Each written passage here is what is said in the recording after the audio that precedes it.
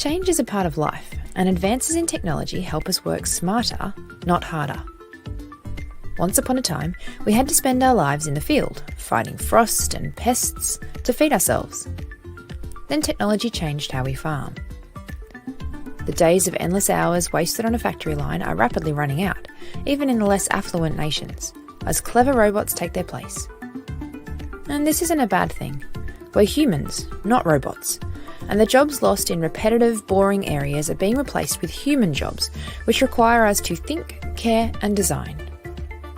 So let's take a look at how we can tell which jobs are at risk from the robots and which ones are safe. Jobs with lots of repetitive tasks are the most at risk. Anything which is done on a regular basis can probably be made more efficient by technology. Repetitive tasks are things like checking the same set of data monitors each day or making toys in a factory. It's easy to build a machine to put together toys or install sensors into monitoring equipment, putting those kinds of jobs most at risk. Any job that requires large amounts of information processing is also at risk. Intelligent machine learning systems are able to absorb and process huge amounts of information quicker than we ever could.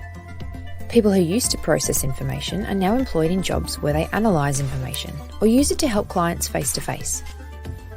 Speaking of working with others, jobs that require you to talk, move and interact with other people and the world around you are at less risk of automation. Even if we could automate things like nursing or food service, it's unlikely that people would want to. Trades like plumbing fit into the same category. You need to move and think on your feet, and it's hard to build a robot who can do that. We're also a long way off automating jobs that require creativity.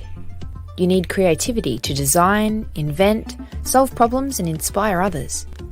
So if your job requires you to do those things, you're probably safe for a while to come.